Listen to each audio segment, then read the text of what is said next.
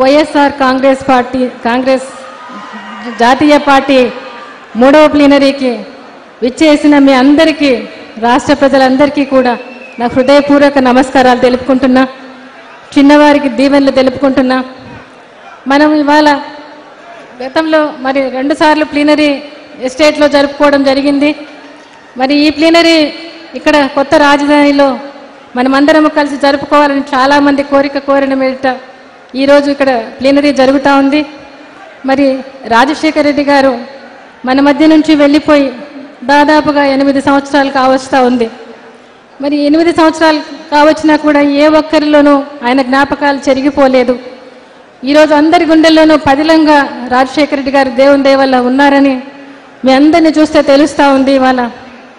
మరి ఆయన మంచితనం అయితేనేమి, ఆయన పాదయాత్ర అయితేనేమి, ఆయన సంక్షేమ పథకాలు అయితేనేమి, ఆయన మంచి మనసు అయితేనేమి, ఆయన ఆత్మీయత అయితేనేమి, ఆయన ప్రేమ అయితేనేమి, ఏది కూడా జనాలు మర్చిపోలేదు. కానీ ఒకసారి గతం గుర్తుకొస్తే చాలా చాలా బాధ అనిపిస్తుంది. ఈ 8 సంవత్సరాల్లో మా జీవితాల్లో, మీ జీవితాల్లో కూడా మరి ఎంతో లోటు కనిపిస్తూ ఉంది ఇవాళ. రాజశేఖర రెడ్డి గారు మన మధ్య నుంచి వెళ్ళిపోవడం ఒకటైతే, మరి జరిగిన పరిణామాలన్నీ కూడా మరి మీకందరికీ తెలిసిందే. మరి ఆ రోజు మరి కాంగ్రెస్ పార్టీ ఆ రోజు మరి రాజశేఖర రెడ్డి గారు 35 సంవత్సరాలు మరి ఆయన పార్టీకి సేవ చేస్తే, మరి ఆ రోజు వాళ్ళు చూపిన నిర్లక్ష్యం అయితేనేమి, ఇంకోటి అయితేనేమి, ఆ రోజు ఇవన్నీ కూడా మరి గతం గుర్తుకొస్తూ ఉంది ఇవాళ. కానీ రాజశేఖర రెడ్డి గారు ఆ రోజు మరి 10 సంవత్సరాలు కాంగ్రెస్ పార్టీతో మరి బేజారెత్తినటువంటి ప్రజల దగ్గరికి వెళ్ళి మరి కాంగ్రెస్ పార్టీకి పూర్వ వైభవం తీసుకొచ్చారు. ఆ రోజు 2004, 2009 మరి ఆ రోజు అధికారం లేకొచ్చిందంటే మరి రాజశేఖర రెడ్డి గారి నమ్మకం రాజశేఖర రెడ్డి గారి మాట వలన మరి 2004 నుంచి 2009 వరకు ఆయన ఆచరణలో పెట్టిన సంక్షేమ పథకాల అభివృద్ధి, సంక్షేమమే కారణం అనేది కూడా మీకు అందరికీ తెలిసిందే. మరి ఆ రోజు ఉమ్మడి రాష్ట్రాల్లో అభివృద్ధి, మరి ఆ రోజు ఆయన కొత్త నూతన శకానికి నాంది పలికినట్టుగా అయింది అవ్వాల. మరి ఈరోజు మరి ఆ రోజు 35 సంవత్సరాలు సేవ చేస్తే కాంగ్రెస్ పార్టీ నిర్లక్ష్యం చేసింది గుర్తుకొస్తుంది. మరి ఆ రోజు పావురాలగుట్టలో మరి జగన్ ఆ రోజు వచ్చిన వాళ్ళ నాయన కోసం చనిపోయిన దాదాపుగా 700 కుటుంబాలు, వారిని చూసినప్పుడు ఆయన తండ్రి లేని బాధ అనుభవించాడు. ఆ బాధ తన అనుభవంలో ఉంది కాబట్టి ఆ రోజు తను ఇచ్చిన మాట, వారి కుటుంబాలను ఓదారుస్తానని చెప్పిన మాట కూడా గుర్తుకొస్తుంది ఇవాళ. మరి ఓదార్పు యాత్ర ఆ రోజు మరి కాంగ్రెస్ పార్టీ హైకమాండ్ ఓదార్పు యాత్ర వద్దని, మరి ఎమ్మెల్యేలను ఎవరిని కూడా సహకరించవద్దని చెప్పిన వారి కఠిన మనస్తత్వము గుర్తుకొస్తుంది. మరి జగన్ ఏ రోజు ఒక ముఖ్యమంత్రి కావాలని ఏ రోజు కోరుకోలేదు. ఆ రోజు కూడా సోనియా గాంధీకి చెప్పడం జరిగింది. రాజశేఖర రెడ్డి గారు, మా నాన్నగారు చెప్పిన 41 మంది ఎంపీలను నేను మీకు తీసుకొస్తాను, 2014 ఎలక్షన్లలో ఈ రాష్ట్రంలో తిరిగేదానికి నాకు ఇమ్మని చెప్పి అడగడం జరిగింది ఆ రోజు నిజంగానే మరి ఆ పార్టీలో ఉండింటే అలాగే జరిగి ఉండేది కూడా అని కూడా నేను చెప్తా ఉన్నా ఇవాళ. మరి ఆ రోజు అది ఎందుకు నిదర్శనం అంటే, ఆ రోజు 150 మంది ఎమ్మెల్యేలు జగన్ కావాలని కోరుకున్నా కూడా హైకమాండ్ మరి రోసయ్య గారిని చేయాలని అనుకున్నప్పుడు మరి జగన్ బాబు తన తండ్రి అధికారంలోకి తెచ్చిన పార్టీ మరి తన కూలదోయనని తీసుకున్న నిర్ణయమే ఆ రోజు రోసయ్య గారిని ముఖ్యమంత్రిగా చేశారని కూడా మనకందరికీ తెలిసిందే. మరి చెప్పాలంటే మరి ఈ పార్టీ రాజశేఖర రెడ్డి గారి ఆశయాల కోసం, ఆయన సిద్ధాంతాల కోసం పుట్టిన పార్టీ ఇది అని కూడా మీకందరికీ కూడా చెప్తున్నా. మరి ఆ రోజు మరి ఈరోజు ఆయన సంక్షేమ పథకాలు అడ్డుకునే ప్రభుత్వాలను తండ్రి ఆ రోజు మరి ఆయన ఇచ్చిన సంక్షేమం ఆరోగ్యం కోసమైనా, ప్రాణం కోసమైనా, పిల్లల చదువుల కోసమైనా, బడుగు బలహీన వర్గాల కోసమైనా మరి ఆ రోజు ఈరోజు కూడా మరి వారి సంక్షేమం కోసం కాపలాదారుగా ఉండే పార్టీ అని కూడా మీకందరికీ చెప్తున్నా. మరి చూస్తే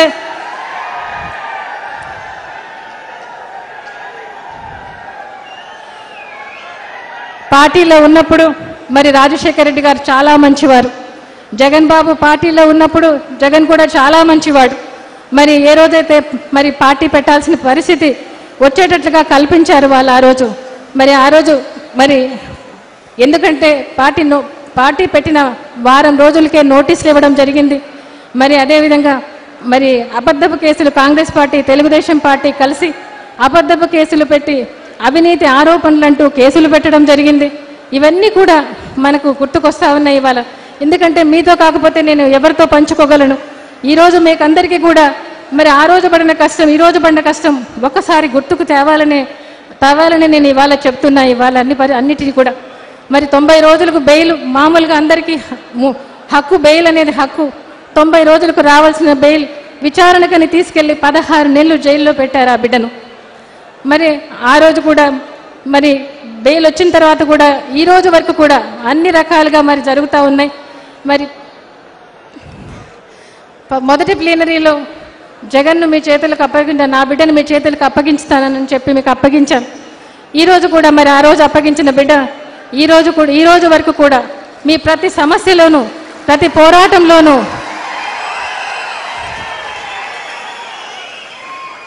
ఒక ఏ ప్రభుత్వ పథకాలు ఏది నీరు గారినా, ఆరోగ్యశ్రీ నీరు గారినా, మరి ఫీజు రియంబర్స్మెంట్ నీరు గారినా, ఒక రాజశేఖర రెడ్డి గారు ప్రారంభించిన ప్రాజెక్టులు పూర్తి చేయడం కోసమైనా మరి ప్రతి ఒక్కరి కోసం కూడా అసెంబ్లీలోనూ లోపల బయట కూడా పోరాడుతూనే ఉన్నాడు. మీ అందరి మద్దతుతో తన పోరాటం జరుగుతూ ఉంది. ఇవాళ మరి అసెంబ్లీలో చూసినప్పుడు మరి వారు జవాబు చెప్పలేని పరిస్థితిగా జగన్ మాట్లాడుతున్నప్పుడు మీ అందరి సమస్యలను ప్రభుత్వం దృష్టికి మరి మీ దృష్టికి కూడా తీసుకురావడానికి చేసిన ప్రయత్నం అసెంబ్లీలో మరి వాళ్ళ నాన్నని తిట్టినా తనని తిట్టినా కూడా ఏమీ పట్టించుకోకుండా మరి కేవలం సమస్యల కోసమే పోరాడుతున్నాడు నా బిడ్డ. ఆ బిడ్డ నిజంగా ఒక్కోసారి అసెంబ్లీ చూసేటప్పుడు చాలాసార్లు చాలా బాధ అనిపించేది నాకు. ఎందుకు వచ్చింది రాజకీయాలకి, ఎందుకని చాలాసార్లు బాధపడ్డా. కానీ మీరు గుర్తుకొచ్చారు. రాజశేఖర రెడ్డి గారు ప్రేమించిన ప్రజలు, రాజశేఖర రెడ్డి గారు పెట్టిన సంక్షేమ పథకాలు, మీ అందరి కోసం జగన్ నిలబడ్డాడు. అదేవిధంగా నిలబడాలనే ఒకే ఒక ఆశతో మరి నాకు చాలాసార్లు ఇది అనిపించింది. జగన్ ఏడుపు వచ్చినా కూడా జగన్ మీతో ఉన్నాడనే ఒక్కోసారి ధైర్యం వస్తుంది, బాధ వస్తుంది కూడా నాకు. మరి ఈరోజు మరి ఒకసారి మరి మనం ఆ పోరాటాలన్నింటిలో కూడా మీ తోడు మీరు ఉంచినారు. జరిగే యుద్ధంలో కూడా మీరు తోడు ఉండాలని మిమ్మల్ని అందరినీ కూడా కోరుతా ఉన్నా. మరి ఈరోజు మన వచ్చిన ప్రభుత్వాలు మరి ముఖ్యంగా ఇప్పుడు జరిగే ప్రభుత్వం మరి ఇప్పుడు జరిగే ప్రభుత్వం మరి ఎన్నో ఆచరణ సాధ్యం కాని హామీలను మీ ముందర ఉంచి ఈరోజు ప్రభుత్వం అధికారంలోకి వచ్చింది. గడిచిన 3 ఏళ్లుగా ఈ ప్రభుత్వం చేసే పనితీరు ఏ ఒక్క పనైనా కూడా చేసిన దాఖలాలు లేవు. ఏ ప్రాజెక్టు మొదలుపెట్టిన దాఖలాలు లేవు. ఏ ఒక్క పని చేసిన దాఖలాలు లేవు. రోజుకో మాట, పూటకో వాగ్దానం చొప్పున నడిపిస్తూ కావలసిన మీడియాలతో మరి ఈరోజు ముందుకెళ్తా ఉంది ఈరోజు ప్రభుత్వం అని కూడా చెప్తున్నా. ఒకటే చెప్తున్నా, నాయకుడు అనేవాడు ప్రజల మనసులను చదివేవాడుగా ఉండాలి. ప్రజల గుండె చప్పుడు వినేవాడుగా ఉండాలి. అది అప్పుడే ఆ నాయకులు వారి హృదయాల్లో పదిలంగా స్థిరస్థాయిగా ఉంటారని కూడా మీకు చెప్తున్నా. మరి రాజశేఖర రెడ్డి గారు ఆ రోజు మరి అధికారంలోకి వచ్చిన తర్వాత ఆయన చేసిన ప్రతిదీ కూడా మీకు ఒకసారి నేను గుర్తు చేయాలనుకుంటా ఉన్నా. ఆ రోజు ఆయన సంక్షేమం ఆ రోజు ఎత్తుకున్నారు. అభివృద్ధిని నడిపించారు ఆ రోజు అని కూడా చెప్తున్నా. ఆ రోజు మరి ఉచిత విద్యుత్ అందరూ సాధ్యం కాదని చెప్పారు. మరి ఆ ఉచిత విద్యుత్ అమలు చేసి చూపించారు. ఆ రోజు ఉచిత విద్యుత్ పవర్ చాలా కట్ ఉండేది. మరి నేషనల్ నుంచి కేంద్రం నుంచి కూడా పవర్ ఆ రోజు చాలా తక్కువ ఉండింది. అటువంటి పరిస్థితుల్లో ఉచిత విద్యుత్ మొదటిగా ఆ రోజు సంతకం చేయడం జరిగింది. మరి అదేవిధంగా ఆ రోజు కరెంటు బకాయిలన్నీ మాఫీ చేయడం జరిగింది ఆ రోజు. అదేవిధంగా ఆ రోజు ఆయన రైతులను, పేదలను చాలా అమితంగా ప్రేమించారు. ఎందుకంటే రైతులు 70% ప్రజలు రైతులుగానే ఉన్నారు. కాబట్టి వారి గురించి వారికి ఆదాయం పెరగాలని, వారికి ఆవాసం ఇవ్వాలని, వారికి ఆరోగ్యం ఇవ్వాలని, ఆహారం ఇవ్వాలని, పిల్లల చదువులు ఇవ్వాలని, అవి ప్రభుత్వం ఎందుకు ఇవ్వకూడదు అని చెప్పి ఆ రోజు ఆయనే ప్రశ్న వేసుకుని జవాబులుగా తీసుకొచ్చినవి ఇవన్నీ కూడా చెప్తున్నాయి. ఇవాళ ఆ రోజు రైతులకు మరి సబ్సిడీ అయితేనేమి, బీమా సౌకర్యం అయితేనేమి, ఎప్పుడు ప్రజలు ఏ ఇబ్బందుల్లో ఉన్నా కూడా అన్నీ సక్రమంగా చేయడం జరిగింది. కేంద్రం నుంచి రుణమాఫీ తీసుకురావడం అయితేనేమి, మరి కట్టిన వారికి ప్రోత్సాహం ఇవ్వడం అయితేనేమి, అన్నిట్లో మరి విత్తనాల ధరలు తగ్గించడంలో అయితేనేమి, గిట్టుబాటు ధరలు కల్పించడంలో అయితేనేమి ఆ రోజు రాజశేఖర రెడ్డి గారు మీకోసం నిలబడ్డారని ఒకసారి నేను గుర్తు చేస్తూ ఉన్నా. ఇవాళ ఆ రోజు పావలా వడ్డీ రుణాలు తీసుకొచ్చారు. 4%, 7% కట్టాల్సి ఉంటే 4% ప్రభుత్వం కట్టి పావలా వడ్డీ రుణాలు తీసుకొచ్చారు. ఆ రోజు చంద్రబాబు గారి టైంలో మైక్రో ఫైనాన్స్ పరిస్థితిలో ఉండి ప్రజలు చాలా ఇబ్బందుల్లో ఉన్నారు. అటువంటి పరిస్థితుల్లో పావలా వడ్డీ రుణాలు తీసుకొచ్చారు. జార్జ్ బుష్ వచ్చి 98% రికవరీ ఉంది, ఎలా జరుగుతూ ఉంది రాజశేఖర రెడ్డి గారు అని చెప్పి అడగడం జరిగింది రాజశేఖర రెడ్డి గారిని. మరి ఈ రోజున్న ప్రభుత్వం ఏమి చేస్తూ ఉందని అడుగుతా ఉన్నా. ఇవాళ మరి వడ్డీ లేని రుణాలు ఉన్నా కూడా ఈరోజు మరి రైతులకు చేసిన ప్రామిస్ అయితేనేమి, డాక్రా మహిళలకు చేసిన వాగ్దానం అయితేనేమి, మరి ఈరోజు ఎంతవరకు నిలబెట్టుకున్నారని వీళ్ళని అడుగుతున్నా నేను. ఇవాళ ఏ ఒక్కరికి వడ్డీలకు తప్పితే ఇవాళ అప్పులు తీరింది లేదు అని కూడా చెప్తున్నా. వాళ్ళకు మరలా బయట అప్పులు తెచ్చుకోవడానికి ఎలిజిబిలిటీ కూడా లేకుండా చేశారని కూడా మీకు చెప్తున్నా. మరి ఆయన తెచ్చిన ఆరోగ్యశ్రీ అయితేనేం, 108 అయితేనేం, 104 అయితేనేం, మరి అన్ని రకాలవి ఈరోజు ఏ విధంగా నడుస్తున్నాయంటే మరి 104 అసలుకే తీసేశారు. 108 ఇవాళ మరి ఆ రోజు 10 నిమిషాలకు వస్తే ఈరోజు ఎప్పుడు వస్తుందో కూడా తెలియని పరిస్థితిలో ఉంది. ఇవాళ మరి ఫీజు రియంబర్స్మెంట్ అయితేనేం, వాళ్ళ పిల్లలు డాక్టర్లు, ఇంజనీర్లు, ఐఏఎస్ ఆఫీసర్లు, ఐపీఎస్ ఆఫీసర్లు కావాలంటే ఏది కావాలంటే చదవడానికి ఆ రోజు పూర్తిగా గవర్నమెంట్ ఇచ్చేది. మరి ఇవాళ గవర్నమెంట్ ఏమి ఇస్తూ ఉంది, మెరిట్లో సీట్లు వచ్చినా కూడా మరి ఈరోజు చేరలేని పరిస్థితి ఇవాళ ఉంది అని కూడా మీకు చెప్తున్నా. ఆ రోజు మైనారిటీ సోదరులకు మరి 4% రిజర్వేషన్, 5% రిజర్వేషన్ ఇచ్చి వీలు కాక 4% రిజర్వేషన్ ఇవ్వటం జరిగిందని కూడా మీకు చెప్తున్నా. మరి ఆ రోజు అభయహస్తం ఏమైందని అడుగుతా ఉన్నాను.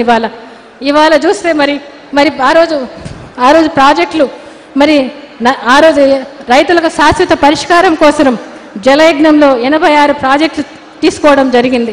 86 ప్రాజెక్టులలో చిన్న చిన్న ప్రాజెక్టులు ప్రతి జిల్లాకు కూడా ఆయన చిన్న చిన్న ప్రాజెక్టులు పూర్తి చేసి దాదాపుగా మరి 2 రాష్ట్రాలు, ఉమ్మడి రాష్ట్రాల్లో 25 లక్షల ఎకరాల పైచిలకు ఆయకట్టుకు నీళ్ళు ఇవ్వటం జరిగింది. మరి ఆంధ్రప్రదేశ్కు దగ్గర 13 లక్షల పైచిలకు ఈరోజు సాగులోకి తీసుకురావడం జరిగింది. ఈరోజు ఒక హంద్రీనీవా చూసినా, ఈరోజు ఒక మరి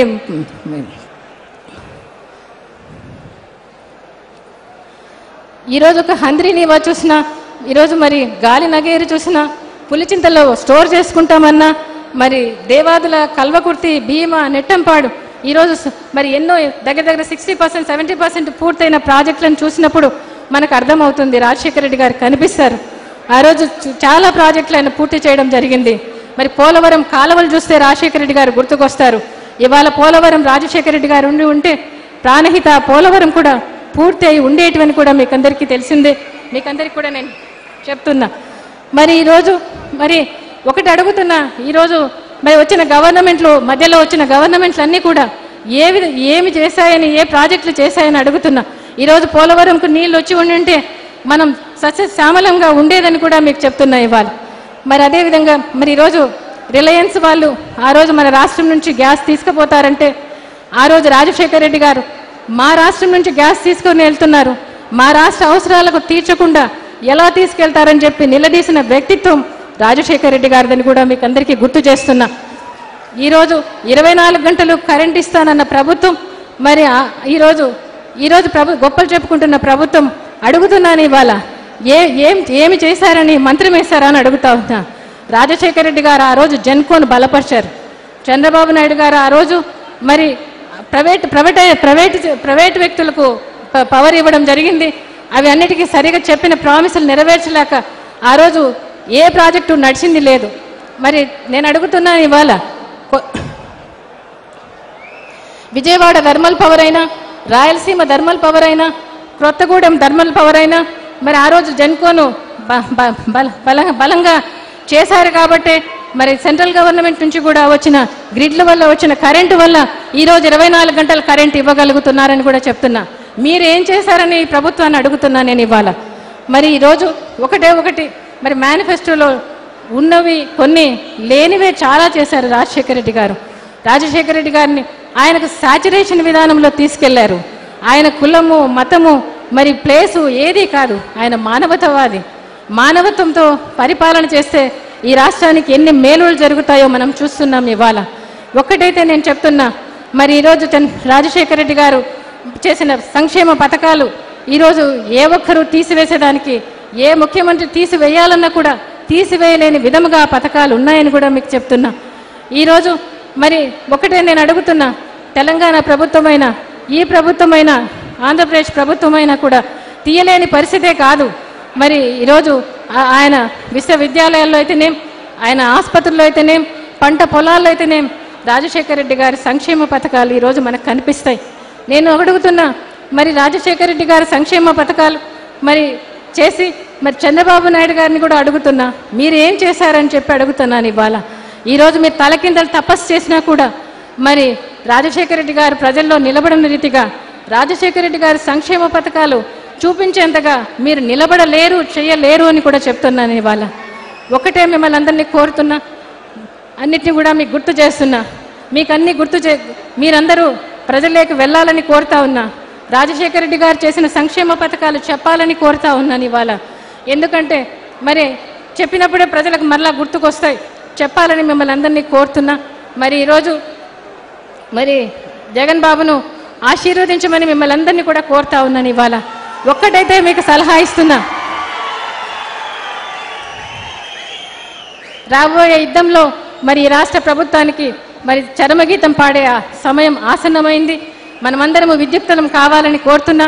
మీరు ఏ ఒక్కరు కూడా ఓవర్ కాన్ఫిడెన్స్ లేకపోకుండా మరి పార్టీకి కష్టపడాలని మిమ్మల్ని అందరినీ కోరుతున్నా. పార్టీ అభ్యర్థులను ఎవరిని నిర్ణయించినా కూడా వారికి మీరు సమిష్టి కృషిగా పనిచేసి గెలిపించుకోవాల్సిన బాధ్యత మన మీద ఉందని కూడా కోరుతున్నా. కానీ ఏ ఒక్కరూ బాధపడాల్సిన అవసరం లేదు, అర్థం చేసుకోమని అడుగుతున్నాను. ఇవాళ పార్టీ ఏ ఒక్కరిని కూడా జగన్ బాబు ఏ ఒక్కరిని కూడా పోగొట్టుకోడు. వారందరికీ మనం అధికారంలోకి వచ్చిన తర్వాత సముచిత స్థానం తప్పకుండా ఉంటుందని కూడా చెప్తున్నా. ఒక్కసారి మాట ఇస్తే మాట తప్పే కుటుంబం కాదు అని కూడా మీకు అందరికీ మనవి చేస్తున్నాను. ఇవాళ